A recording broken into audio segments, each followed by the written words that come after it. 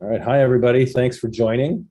So far, we're going to let a few people filter in. Hi, Laura. Thanks for joining. Hi, John. We've also got hi 705 number. Hi, Linda. Hi, Sean. With us on the line here, we've got Sara Maenhaut from North Star HR Solutions, and myself, Per Homer, and Erik Wachman, also part of our team from the Assante team. We're really excited to have Sara here to talk to us about some of the HR things that that clients or that business owners should be thinking about. Really important, especially in these crazy times, because I'm sure you guys have a bunch of questions. As you can tell, I'm kind of stalling for time as we let people filter in. Hi, Lorianne. Hi, Lisa. Hi, Stephen.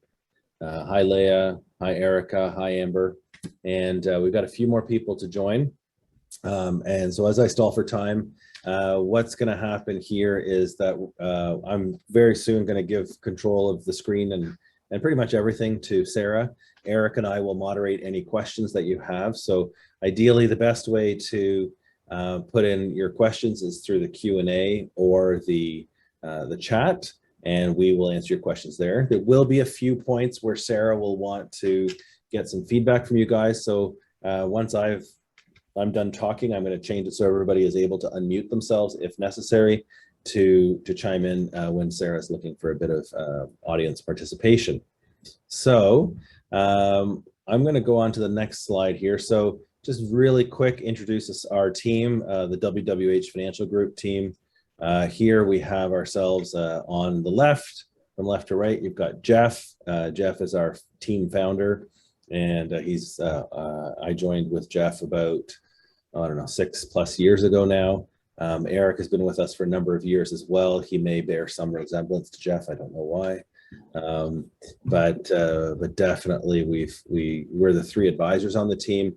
And then really the people, the brain trust that keep the lights on and make sure things actually happen are Ose and Leah. So just to put some faces to names, if you ever get emails from us, these are the actual people you're dealing with. We are real humans, I promise, and not robots. Sara, again, I've known Sara now for about 1.5 years, I would say. And we met through a networking group. Sara has over 20 years experience in HR, and she's been consulting on her own for 10 years. Probably she'll tell you that's the best change she ever made because her quality of life has improved greatly. And Sara works with a number of different business owners from small to medium sized and provides both strategy for human resource and also support in the human resources world. She's super professional and has a bunch of different designations, all of which, basically the summary of which is she knows her stuff. So without further ado, Sara, I'm pretty sure people would rather listen to you talk than me. I'm done my stalling, and why don't you take over sharing the screen and share your excellent presentation, and we'll go from there. Excellent. Thank you, Per. So it says I cannot share while you are sharing. There we go. Perfect. Thank you. All right. So hello. And first of all, thank you, Per, for not only the introduction, but for allowing me to be here today. I'm just going to move everybody off to the side here. Definitely for giving me the opportunity to be here. As Per mentioned, I've been consulting in the HR realm for 10 years. It absolutely was the best thing, the best move I ever made. Certainly opening my own business 5 years ago was a phenomenal experience. I am now North Star HR Solutions, and I focus on providing HR support to small businesses that don't need a full-time HR person, but who certainly need assistance in taking those HR employee-related issues off of their plate. I have clients in managed IT services, retail, HVAC, assisted living, not-for-profit, just to name a few. And I'm here today to discuss a topic that has been, wow, consuming HR lives for over 18 months, and it's certainly heated up in the last month, COVID-19 in the workplace. So, there we go.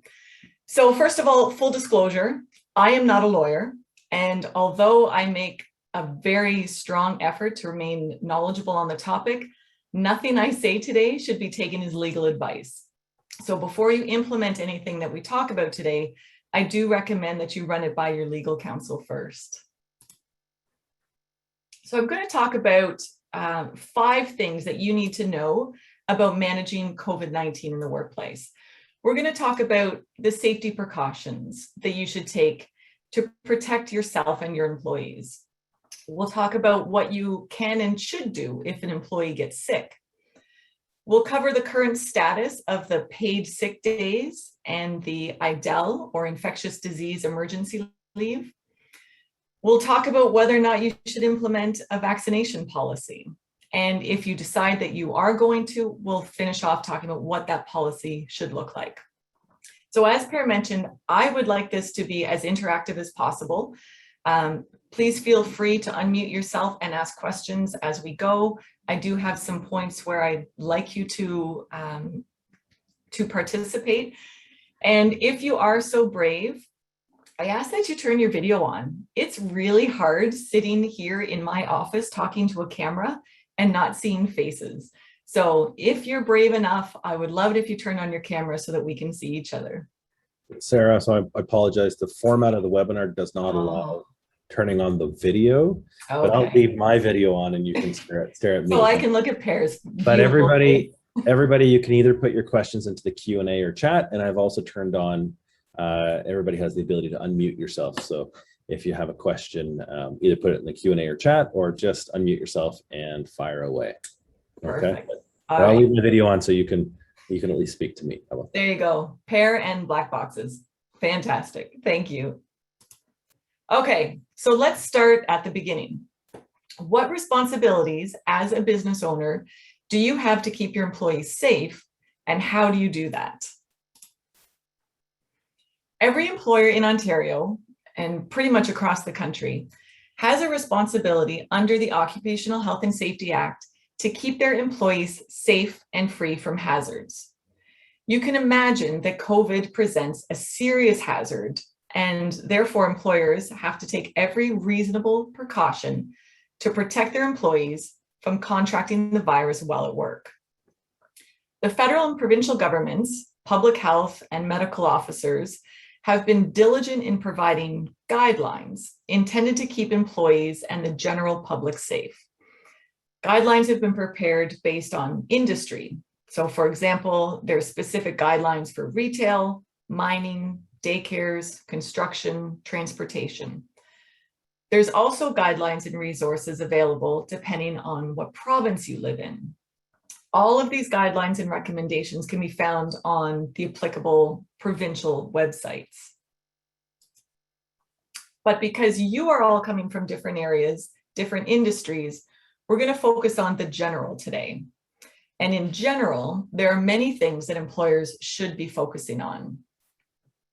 First of all, by law, all employers in Ontario are required to have a written workplace safety plan. So let's talk about this plan in a little bit of detail. The purpose of the plan is to outline how the business will protect against COVID transmission in the workplace. It has to be posted in a place that it will be easily seen, and it has to be made available to anybody who asks for it. So to develop a plan specific for your business, first you have to conduct a risk assessment related to how the COVID virus spreads. So this is where I want to get you involved. Who can tell me some of the potential risks, the potential risk factors for COVID transmission that you might find in a workplace? So shoot it into the chat, unmute yourself, just yell out some of the risks that you think exist in the workplace. Well, for me, one of them is lack of social distance or lack of physical distancing. That's an issue if we're not wearing masks. Absolutely, absolutely. Okay. Any others out there? Think of it another way. When our case counts were high and we were put into lockdown, why? Why were we put into lockdown? What risks did the lockdown prevent? Don't be shy. I see a lot of familiar names out there. I'm going to start picking on people. Yeah, so we've got another one here from Leah. Definitely close quarter areas are an issue. And, we have some staff that in the before times would have been sharing an office, like a larger office, but still sharing an office, and that may not be so comfortable anymore. Yeah, exactly. Exactly. Okay. So yeah, you've hit on a couple there. So proximity, just as you said, people working closely together, that's certainly a risk during COVID. Exposure, just simply spending more time with potentially infected people. Crowds, having more people in small spaces. Closed spaces in and of itself. You're indoors, there's less fresh air, that creates a risk of transmission. And forceful exhalation, activities that cause people to breathe heavily, physical demanding work, speaking loudly, singing, those are all risks that could exist within a workplace. Yeah. Lori Ann's also saying sanitation of bathrooms, doorknobs, all that good stuff as well. Absolutely. Yeah. Areas, I guess. Yep. Perfect. Perfect. So exactly those high touch areas. Fantastic. So once you consider the risks, and that's the first step in developing this plan, think about how does COVID transmit? How could it transmit within my workplace? And once you've identified all those risks, the next step of your plan should be to outline control measures that will be used to reduce those risks. So if I can put it back out to the crowd again, based on the risks that we just talked about, what are some controls that we could put in place?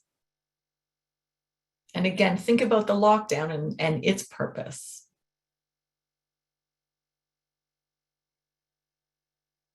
And I'll give you a hint. Per mentioned close quarters without masking. So certainly masking is a good control measure.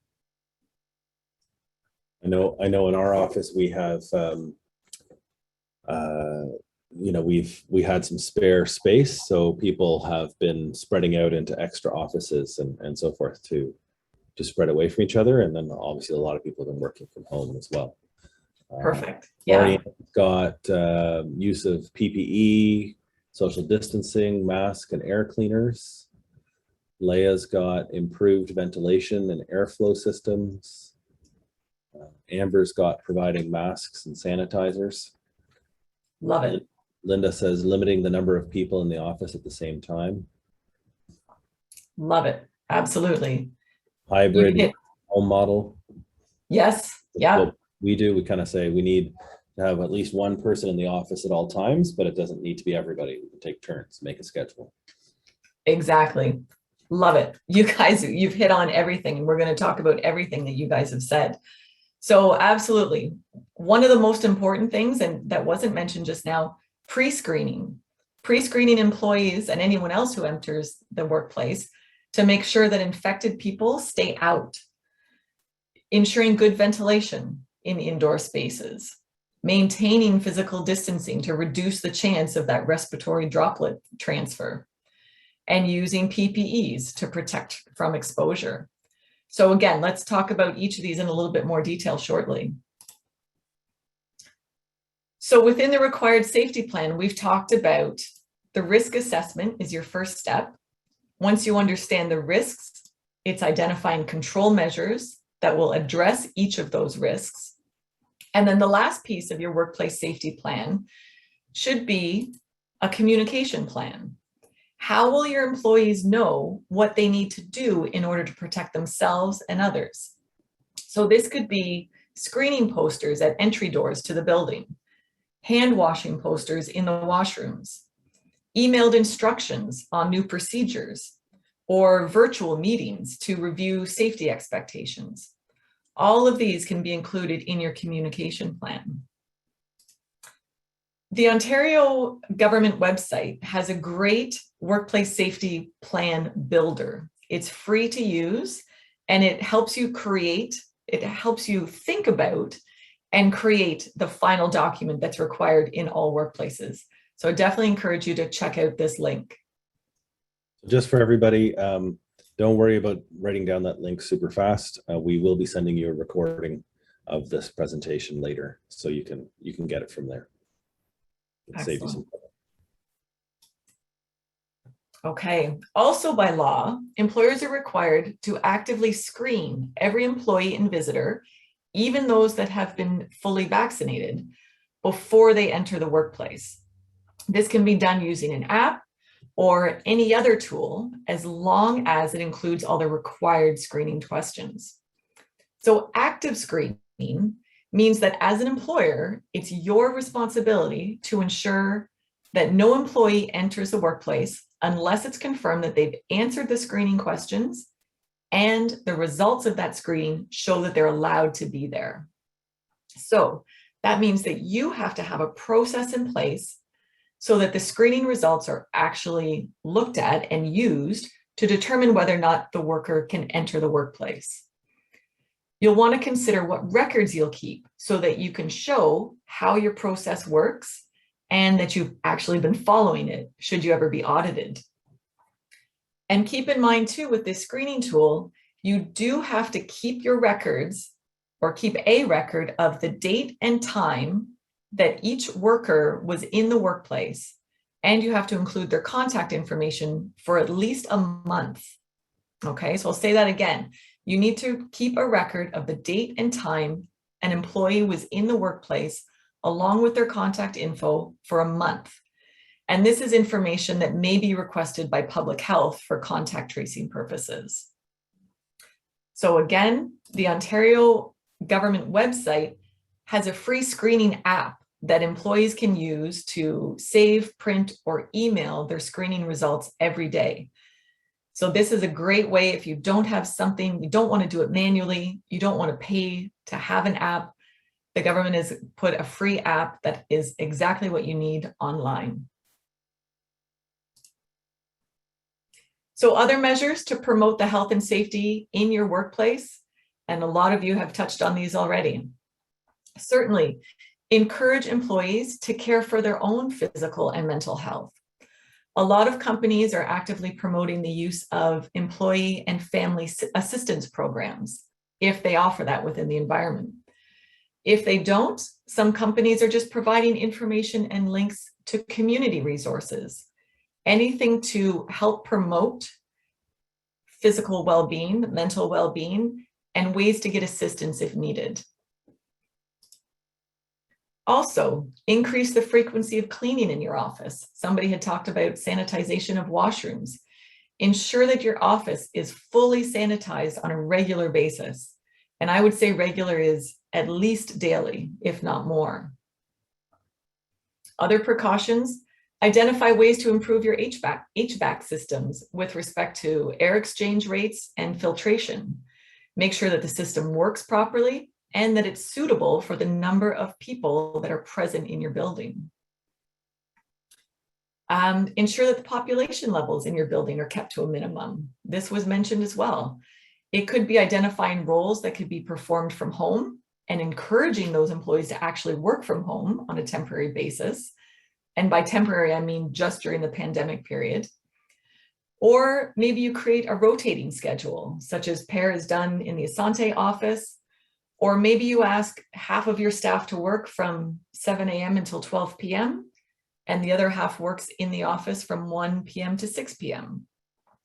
Again, only during the pandemic, but at least this reduces the number of people that are physically in the building at any given time. Finally, let me catch up here. It is important to involve your health and safety committee or representative. Have them help out with assessing the risks at the workplace. Have them providing PPE to employees as needed. And have them train employees on the proper use of the PPE that you're supplying. From an employee point of view, you as the employer should be ensuring that all of your employees are completing that COVID screening before they come to work and staying home if they're sick or showing any symptoms. You should be ensuring that they're wearing a mask or a face shield at all times when they're at work.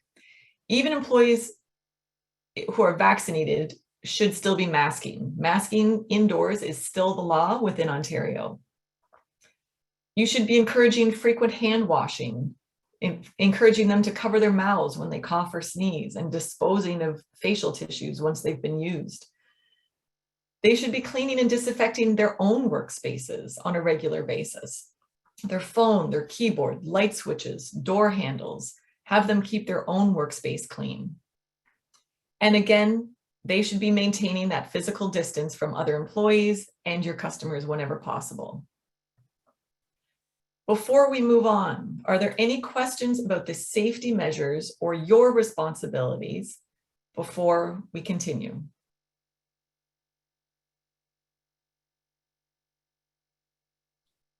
Got a quiet group today. It is a quiet group, but I think, we had some good participation so far. So I'm sure more questions will come up. And I think there's a couple of topics that I'm interested in asking about a bit later as well. So. Oh, I bet I can guess what those are. Right. Okay, let's keep going. So you've taken all the recommended safety precautions, you've put everything in place, but your employee went to the Argos game over the weekend, and today they came to work coughing and they clearly have a fever. What do you do?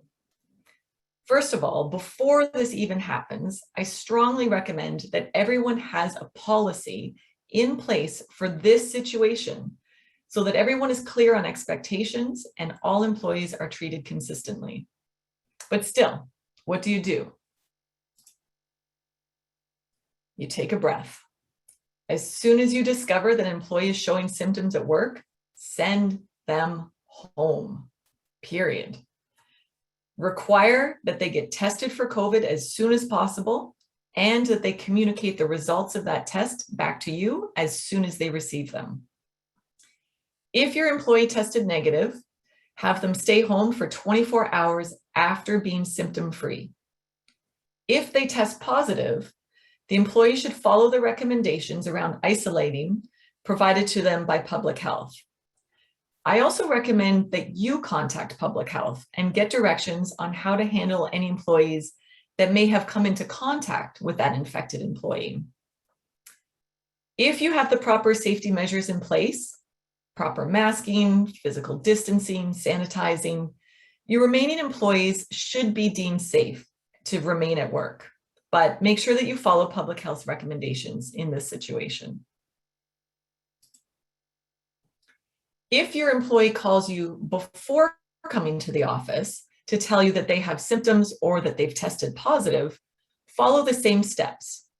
Have the employee remain at home until they either receive a negative test and are symptom-free for 24 hours, or until they finish the quarantine period if they test positive. If the employee does test positive, I recommend you still call public health, let them know the last time the employee was in the office, and follow their guidelines from there. And that leads us so nicely into the next question. But again, before we move on, any questions related to what to do if an employee gets sick?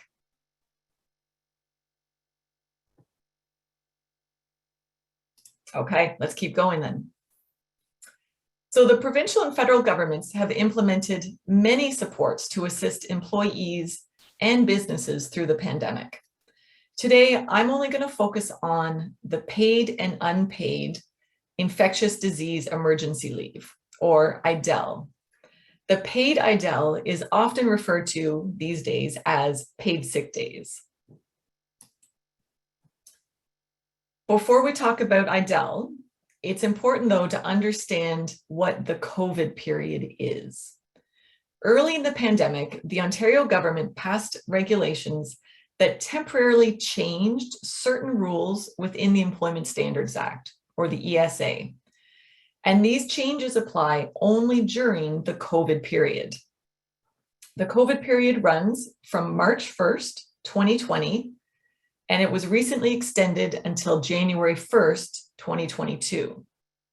So keep that COVID period in mind as we go forward.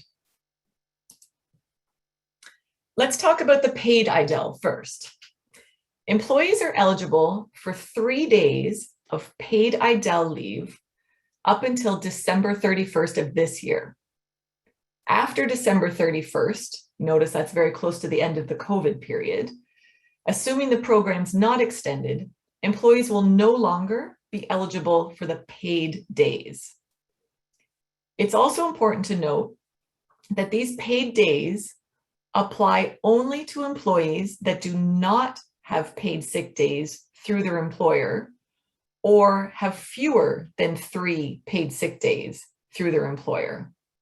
So in other words, if you're a company that offers 5 paid sick days to employees per year as a perk, your employees will continue to use your sick days and will not be eligible for the paid IDEL leaves. Here are some of the reasons an employee might be eligible for the 3 paid sick days. They're off because they have COVID. They have mental health issues relating to COVID. They're taking time off work to get vaccinated, or they're suffering side effects from that vaccination.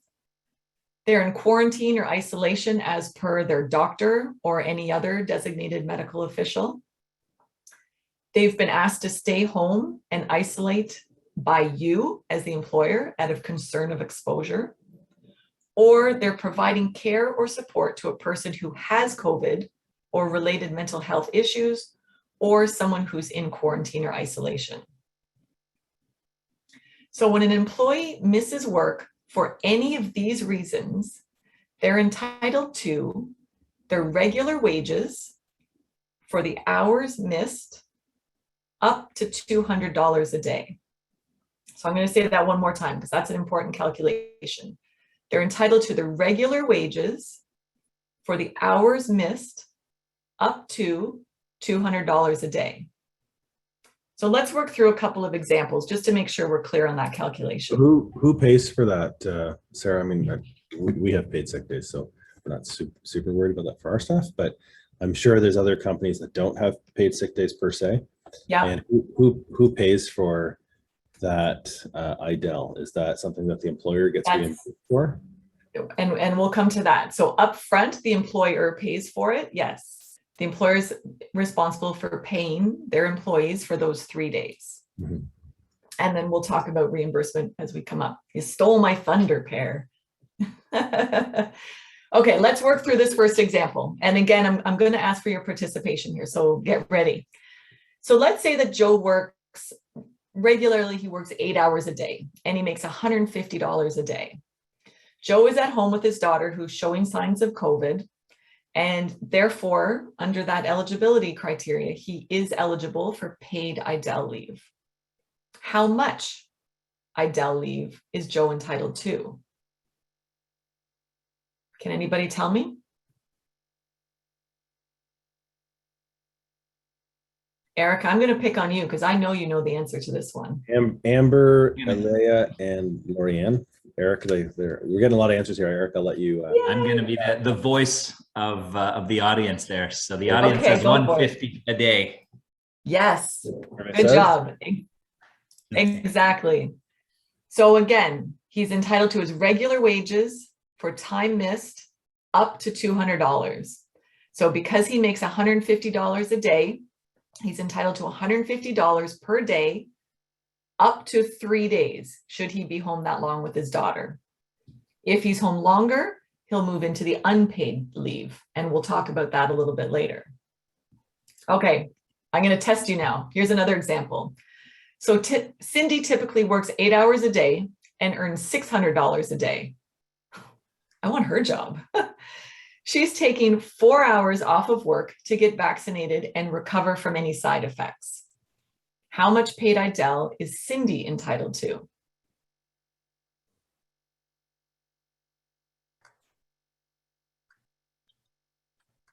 I will be the voice of the audience again. The audience is saying $200 per day. Awesome. We've got a brilliant audience today. That's exactly right. So remember, she's only paid for the time missed. She's only missing 4 hours. So she would only be entitled to $300, but we only pay up to, let me do that one more time, $200 a day. So Cindy would receive $200 as paid sick time for her time away from work. Keep in mind, though, that she would also receive her regular hours for the time she was at work.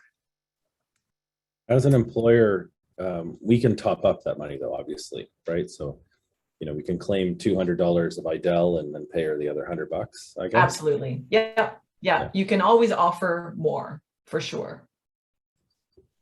Okay. Sarah, just clarify, how does it work for individuals that can work from home and that are fully enabled to work from home? They might not be able to go to the office given this, but if they are able to work from home, does that change things at all? Absolutely. If they're able to work from home and do work from home, then you would just pay them their regular wages. So, let's take Joe's example. He's home caring for his daughter. If his daughter's requiring a lot of care and a lot of support and he's not able to work, then you'd be required to pay him. But if he can put in 4 hours of good productivity, then you would only be required to pay him the 4 hours that he missed. So that's a great question. It doesn't necessarily just mean that they're not in the office. It means they're not working. Thanks. Okay. Any other questions about the calculation?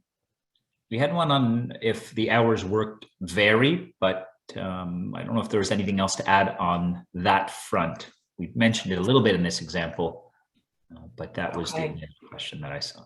Yeah, so that's a great question. If they don't work a regular day or a regular week, what you would do is you'd go back over the last, I think under this, it's the last 6 weeks, and get an average daily work hour.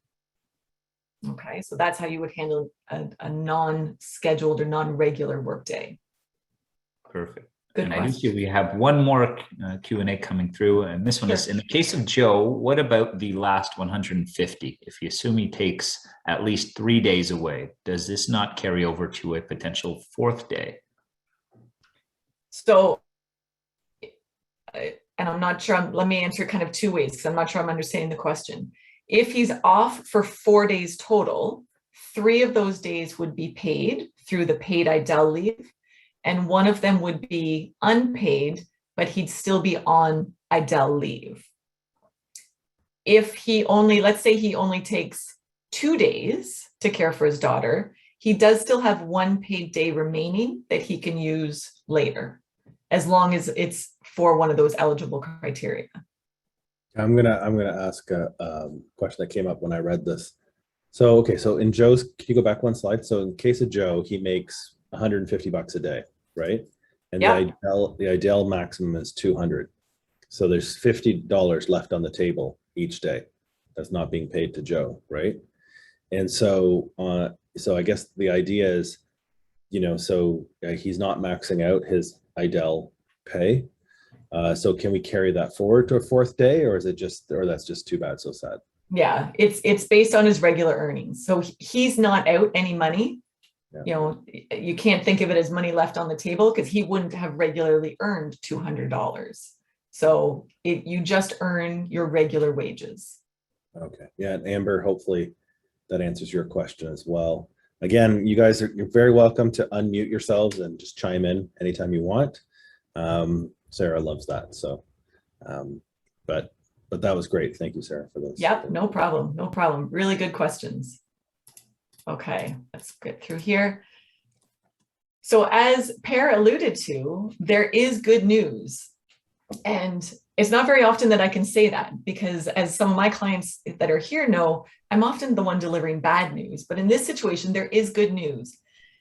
Eligible employers can actually receive a reimbursement for the IDEL pay that they pay to their employees.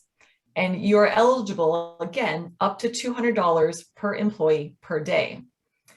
So to claim reimbursement, you can simply make an application to the Workplace Safety Insurance Board, or WSIB, within 120 days of the date you paid the employee, or by April 30th, 2022, whichever is earlier. And you can submit your application directly through the WSIB website, and you'll see that here. Keep in mind, WSIB is simply administering this program. They're not funding it. So if you are not registered with WSIB, you're still able to apply for reimbursement. And if you are registered, if you make a reimbursement application, it doesn't affect your premiums going forward. Okay, they're two separate programs. This reimbursement program for IDEL is funded through the Ontario government, not through WSIB. They're just doing the paperwork. Okay, so that was a lot of questions we got early on. So again, if you've got an employee who's off due to COVID and you've paid them for their absence, make sure you apply for this reimbursement. I'm sure Per and Erik would agree with me on this one. Take advantage of every free dollar you can get. It's easy. Question came to mind. Sure. If my employee has contractual sick days in their contract, do I need to prove that they don't have contractual sick days then somehow, or will they ask for a copy of the contract to show that they do have sick days, or is it just an attestation, or what happens there?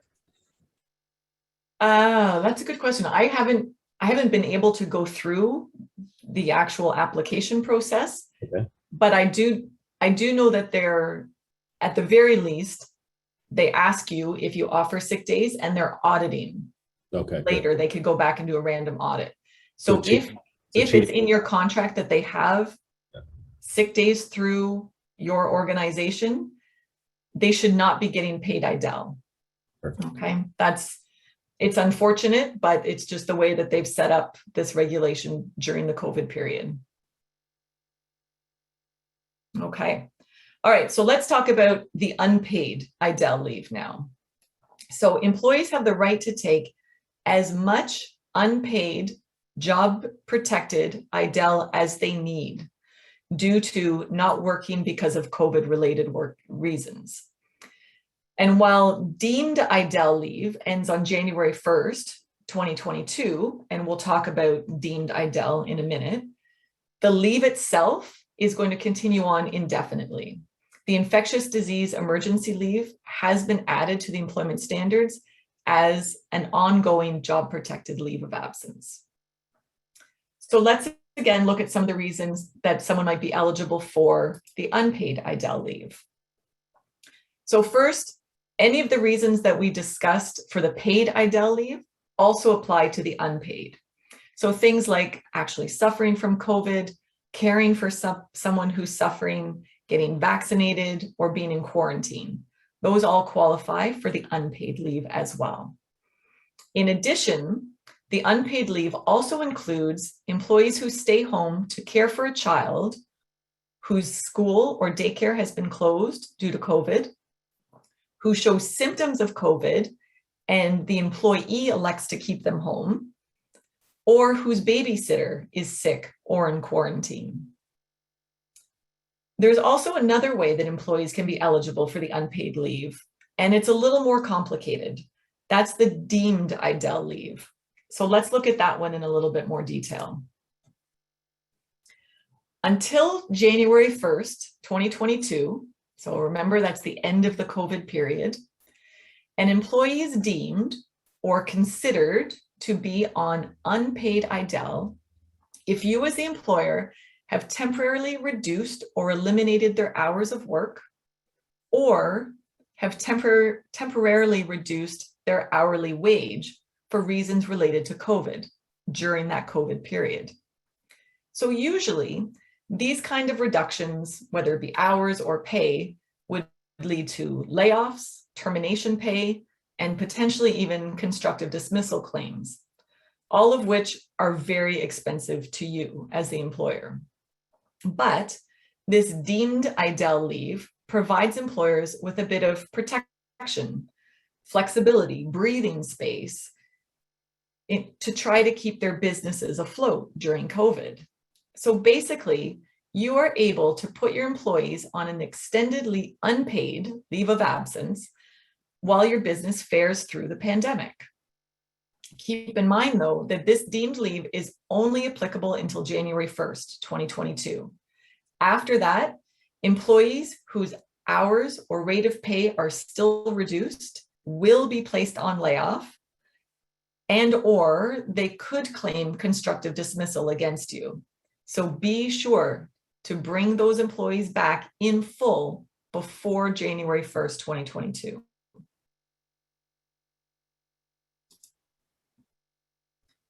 During both the paid and unpaid IDEL, employees' jobs are protected. And that means that you cannot threaten, fire, or penalize an employee in any way because they've taken an IDEL leave. When they return to work, they have to be reinstated into the role they held prior to the leave, as long as that job exists. If it doesn't exist, you have to put them into a similar role. Finally, there are many financial benefits available to employees through the federal government, such as the Canada Recovery Benefit, the Canada Recovery Sick Benefit, and the Canada Recovery Caregiving Benefit. It's the employee's responsibility to apply for these benefits. So I'm not going to touch on them today, but if you have questions about any of these benefits, feel free to contact me after the session and we can go through it. There's also with the Canada Emergency Wage Subsidy, and this is now, I believe it ended, but for a good part of this year, there was the ability to, you would pay your furloughed or leave with pay, put employees, either furlough them or put them on leave with pay. So where you're paying them, even though they're not working, and the government would reimburse a portion of that. So that was also an option to look at as well. And so if you have been doing that and you haven't used that in your Canada Emergency Wage Subsidy application and you qualify, let us know and we can, either Sarah and I can take a look at that for you. Absolutely. And you're right, I believe it has ended, but the application is still open for a little bit longer. So you still have time to take a look at that. So that was a lot of information. And I know we had some great questions already. Are there any other questions about the paid or unpaid leave before we move on? I see Amber has her hand up. Do you want to unmute yourself, Amber?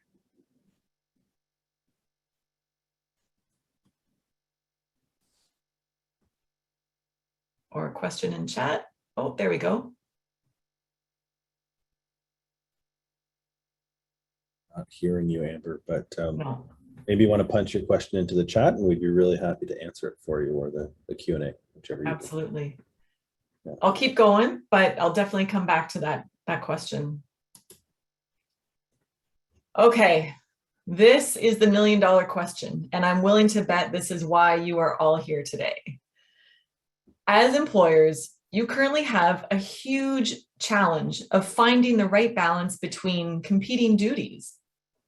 You have to provide a safe and healthy workplace on the one hand, and you have to protect your employees' rights on the other, in terms of human rights, privacy rights, just to name a few. We hear so much hype in the media about different industries mandating COVID vaccines for their employees. And by all means, there is a place for strict vaccination policies in high COVID transmission risk settings, such as healthcare and education. But where do we stand legally, and is it right for your environment? As of today, there is no federal or provincial legislation that mandates vaccination without considering human rights concerns or other forms of compliance. However, medical officers in many regions across Ontario have provided businesses with recommendations and instructions to establish, implement, and ensure compliance with some kind of vaccination policy. When we look closer at some of the mandatory policies that we hear about in the media, we see that many are not mandatory at all. In fact, they're just strong recommendations. And there's no clear precedence in case law yet. Prior to COVID-19, there had never been a virus that caused the threat of a pandemic. And therefore, a similar policy prior to COVID may not be seen as reasonable during or after COVID. There's just so much unknown. And this is all well and good, but it doesn't answer the question. Should you implement a vaccination policy? So the first step in answering that question is to look at the recommendations of your regional medical officers. Do they recommend that businesses in your region implement a vaccine policy? If your region is on this list, it means that you should implement something. It doesn't have to be mandatory, but you should have something. And in fact, Toronto's medical officer is recommending that employees either provide proof of vaccination, submit proof of a medical exemption, or complete a COVID vaccine education session. The next step is to determine the risk of transmission within your workplace. And if you've already completed the risk assessment from your workplace safety plan, this step should be relatively easy. You'll want to consider the following. Does your workforce already have a high vaccination rate? Is remote work or working from home possible? Can employees maintain a physical distance of 2 meters or more from each other while they're performing their work? How long or how often are employees in close contact with each other or with your customers? Are your customers requiring that they only interact with vaccinated employees? And do you have employees who may be at high risk of COVID or if exposed to COVID? How you answer these questions will help guide you in determining whether a policy is right for you. For example, if 80% of your workforce is able to work from home, your risk of transmission in the workplace is very low, and you probably don't need a policy. On the other hand, if your employees work side by side on a production line for 8 hours straight, 5 days a week, that risk of transmission is much higher, and you probably should consider implementing a vaccination policy.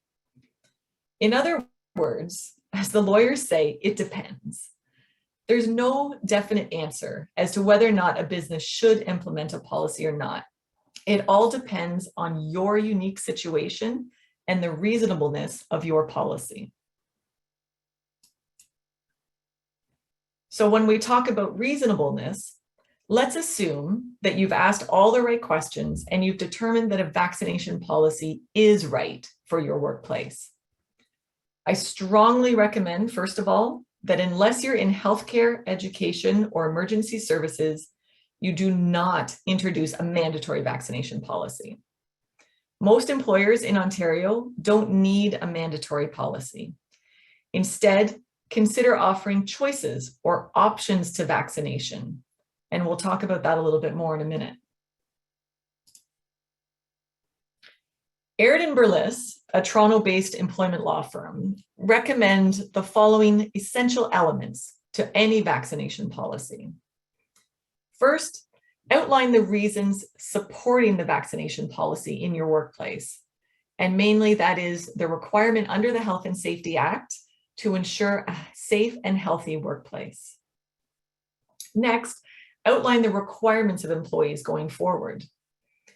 For example, the policy that I've drafted for my clients requires employees do one of the following. They can provide proof of full vaccination. And in the policy, we've defined full vaccination as 2 doses of a vaccine that's approved by the Government of Canada, plus completion of the recommended waiting period of 2 weeks. We've also outlined what that proof should look like. Since the government passport doesn't exist yet, we've actually put a link in the policy to the website where vaccine receipts can be downloaded and printed. So again, employees can either provide proof of full vaccine, or they can provide written proof of a medical exemption. This has to come from the employee's doctor, and the reason for the exemption has to fall within the deemed acceptable exemptions as set out by the Chief Medical Officer of Health. Or the employees can participate in an education program approved by the company. I recommend that you, first of all, find an education session that works for your company and your industry, and include a link to that session within your policy. Employees should sign an attestation that they've attended and completed the program as required. So again, in my policy, employees have to either prove full vaccination, prove a medical exemption, or participate in education. And if they don't want to give proof of vaccine and they want to rely on either B or C from this list, then they must participate in frequent COVID testing and provide verification of a negative test result. The frequency of that testing is completely up to you and depends on your workplace. Is weekly appropriate? Every 3 days? Daily? It depends on that level of risk. So the question I'm then asked once we talk about COVID testing is, who pays for these COVID tests? The Ontario Human Rights Commission recently published guidelines stating that it is acceptable to have the employee pay for the rapid tests as long as the reason for them not vaccinating in the first place is not related to a medical condition or a religious belief. If the employee cannot be vaccinated because of a medical exemption or religious reasons, then an acceptable accommodation would be for the employer to pay for those COVID tests. But it's expected that these accommodation requests will be rare. The acceptable exemptions are very small, they're very limited, and to be able to prove a religious reason, they exist, but again, they're not common. So again, employees can and should pay for their own COVID tests unless the reason for not vaccinating is a human rights issue, namely a medical or religious issue.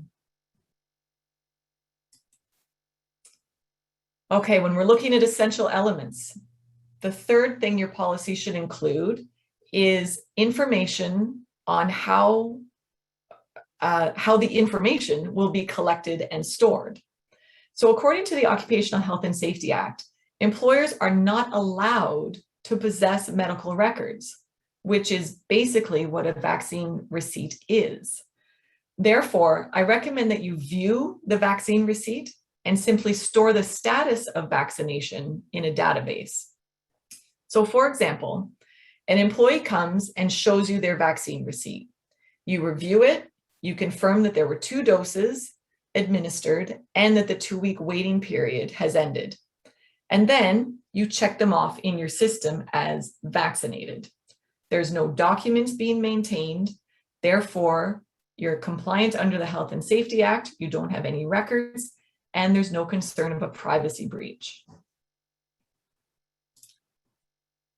Next, make sure that your policy includes a date by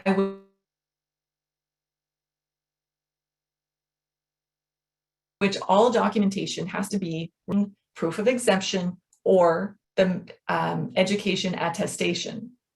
Give a date that it has to be received by you as the employer. The close of your policy should include a statement that adherence to the policy is mandatory and outline the consequences of breach of policy. For example, discipline up to termination. This statement allows you to take action. If an employee does not produce the appropriate documentation by the date you've outlined, you are now allowed to discipline them for not following the policy. You're not disciplining them because they're not vaccinated. You're disciplining because they're not following policy. There is a subtle but very important difference there.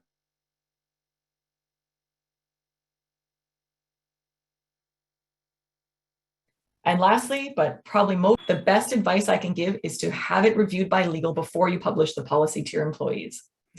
We're in uncharted waters here, and nobody wants to be the first to test how the courts are going to weigh in on this balancing act. At the end of the day, remember, it's okay to strongly encourage your workforce to get vaccinated. But keep in mind, even fully vaccinated people can contract and transmit COVID-19. Therefore, all the old guidelines still apply to everybody. Mandatory indoor masking, physical distancing of 2 meters whenever possible, hand hygiene through sanitization stations, work from home options for those who are able, and any other guidelines as given by the medical health officers within the province.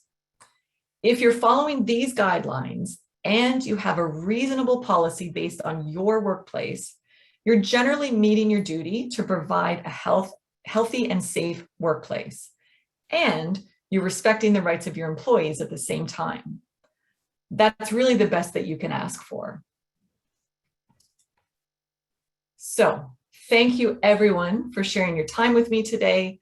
Special thanks to Per and the Assante team for allowing me to be here. I know that was a ton of information.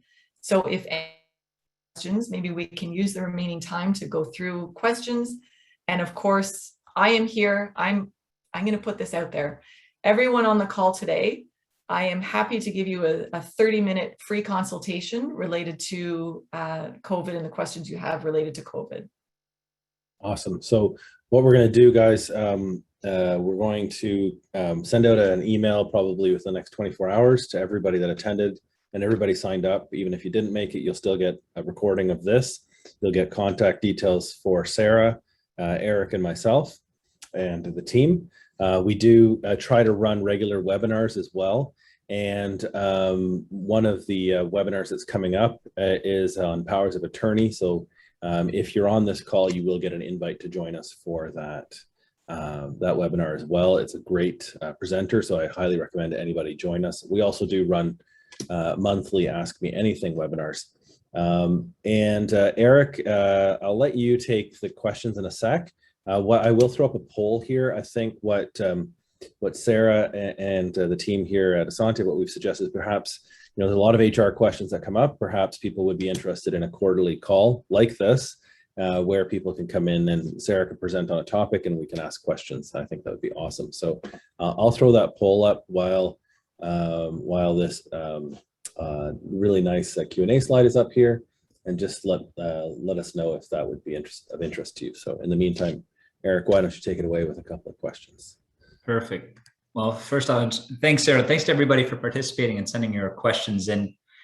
Keep them coming. It's great dialogue, and it's very good information to all employers, employees as well. So that's wonderful. Thank you for sharing that, Sara. So we do have a few questions that came in. I'll start with one from Amber. What if an individual contracted COVID through work? Is there any payment relief other than the 3 days on IDEL? Can you maybe talk about that if that changes the facts at all, Sara? It may a little bit. If it can be proven that it was contracted at work, they can actually put through a WSIB claim for a workplace injury or illness. I don't believe it's easy to prove that that's where it was contracted from, but if through contact tracing, through public health, they determined, yes, in fact it was, then they are able to put through that WSIB claim and get any payments related to that through WSIB. And do you know roughly what that would look like compared to IDEL? Would WSIB generally cover the full amount up to a longer length of time? Is that generally how that works? I'm going to pass on that question. I'm not a WSIB expert. I don't think it would be as much. I know that they, like in insurance, they don't cover the full amount. But it would be something perhaps longer than the 3 days, but maybe not as much per day. Perfect. Okay, thanks for that. Yeah. Great. So we have another one here. So this individual is asking, if they choose to implement a vaccination mandate, is there any language that you'd recommend for communicating it to the employees? So aside from the essential elements, I guess what they're getting at is there any, maybe the human element side of it? How can you help implement that, or are there any tips or tools to help employers implement a policy if they choose to go down that path? If they choose. Again, I would strongly caution, again, unless you're in healthcare or education, strongly caution not to go that route in the first place. But if you do, certainly still follow those essential elements that we talked about. And I think along with just stating that you're doing this because you have an obligation to maintain a healthy work environment, you also want to talk about why you're making it mandatory. So you're going to want to talk about the increased risk within your environment to either your employees or to your community and therefore see it necessary to make it mandatory. You certainly want to make sure that there are clear recommendations as to, sorry, not recommendations, requirements as to what is required. So how are they proving it? When do they have to prove it by? And what are the consequences? And think about those consequences. That's what's tough about making it mandatory. All employees in Canada have a right, a freedom chartered right to earn a living. So if we're taking that away because they're not vaccinated, and yet there are other less intrusive ways to keep people safe, that's going to claim. And that's what we're waiting to see, is how is this going to play out? Again, nobody wants to be the first. It's very iffy. So just make sure that your policy is very clear on how they are to prove it, what you're doing with the information, and what those consequences are. And Sarah, seeing the news about the federal government and how they've implemented a vaccine policy for all of their workers, any parallels that you could draw on how they've gone about doing that? It might be outside the realm, but it seems like everybody under the sun is now subject to it, and that's seems to be a prerogative. So just if you had anything to add, please do. And if not, I've got another question.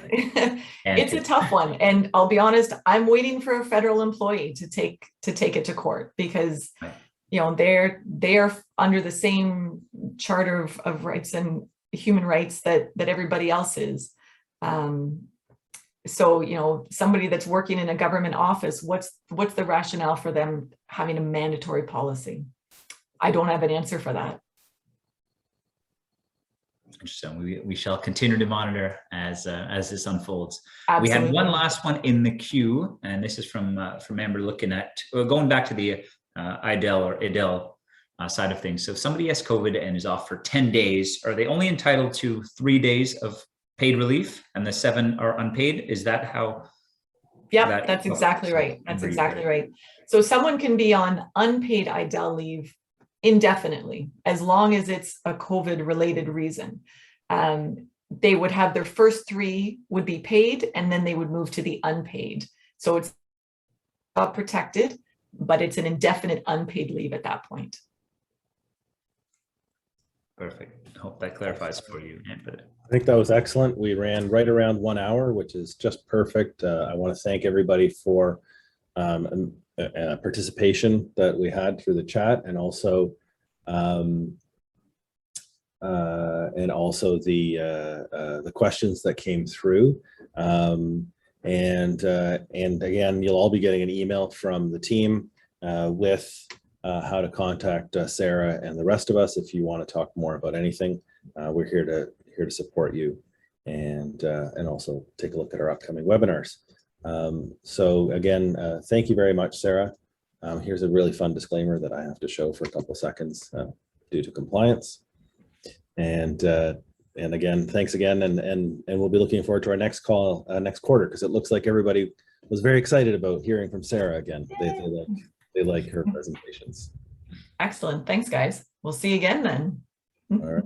Everybody have a great day. Enjoy it. It's nice and warm today. It's going to cool off tomorrow, so enjoy the nice weather today. Go outside. Right. Good for you. All right. All right. Bye, everyone. Thanks, everyone.